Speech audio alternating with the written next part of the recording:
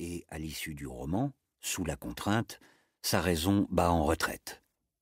Son pénitentisme natif reprenant le dessus, il s'inflige une torture maniaque et le désespoir le conduit au suicide.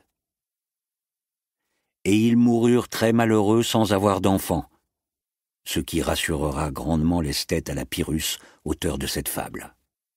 Aujourd'hui, je n'éprouve pas le besoin de démontrer que vivre selon son bon sens est impossible, bien au contraire, tout en demeurant aussi certain qu'hier qu'il s'agit là d'un phénomène rare. Je suis convaincu que la chose est réalisable, et j'aimerais bien la croiser plus souvent. Pour en avoir parlé dans mes derniers livres, et surtout pour avoir compilé une anthologie de ce que les auteurs saints d'esprit ont écrit sur la santé mentale et les moyens de l'atteindre, je me suis entendu traiter par un universitaire éminent de tristes symptômes de l'échec de la classe intellectuelle en temps de crise. Sans doute faut-il en déduire que ce professeur et ses collègues sont d'allègres symptômes de réussite. Les bienfaiteurs de l'humanité méritent pleinement honneur et hommage. Édifions donc un panthéon au docte professeur. Il faudra le construire parmi les ruines d'une des cités éventrées de l'Europe ou du Japon. Au-dessus de l'entrée de cet ossuaire, on gravera en lettres de 2 mètres de haut ces simples mots: « À la mémoire des éducateurs du monde. Si monumentum requiris circumspice ». Mais pour en revenir au futur, si je devais réécrire le livre, j'offrirais aux sauvages une 3e voie. Entre le Charybde de l'utopie et le Scylla du primitivisme se situerait un espace pour la santé mentale, possibilité déjà actualisée jusqu'à un certain point dans une communauté d'exilés et de réfugiés du meilleur des mondes installés au sein de la réserve. Dans cette communauté, l'économie serait décentralisée et henri-georgienne, la politique kropotkinesque et coopérative. La science et la technologie y seraient employées, tel le repos dominical, dans l'esprit qu'elles sont faites pour l'homme et non pas, comme actuellement et plus encore dans le meilleur des mondes, comme si les hommes devaient s'adapter à elles et leur être asservis.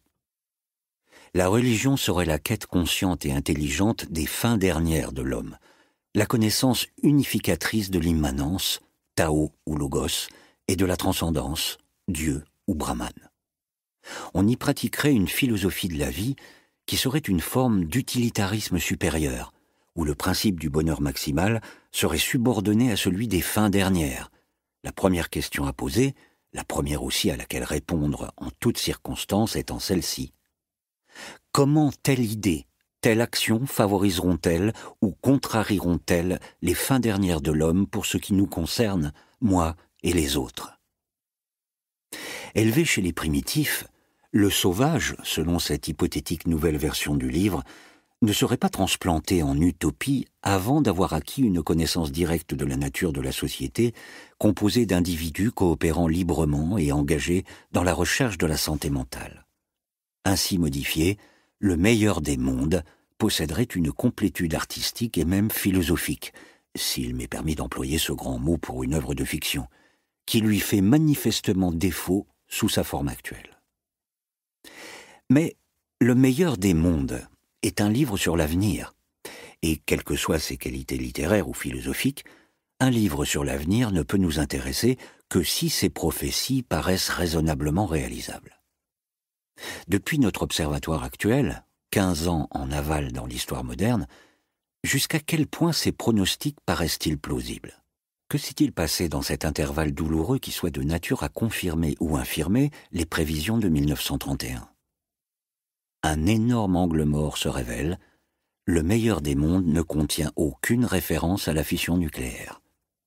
Cette lacune est assez singulière car les possibilités de l'énergie atomique étaient déjà un sujet de prédilection dans les conversations des années avant que le livre soit écrit. Mon vieil ami, Robert Nichols, avait même écrit une pièce à succès sur la question. Et je me souviens d'en avoir dit un mot en passant dans un roman publié vers la fin des années 1920. Il semble donc très curieux, disais-je, que les fusées et les hélicoptères du 7e siècle après Ford ne soient pas alimentés par des noyaux en désintégration. Cette négligence ne s'excuse peut-être pas, du moins s'explique-t-elle aisément. Le thème du meilleur des mondes n'est pas le progrès de la science en soi. Livre audio complet gratuit disponible en description de cette vidéo.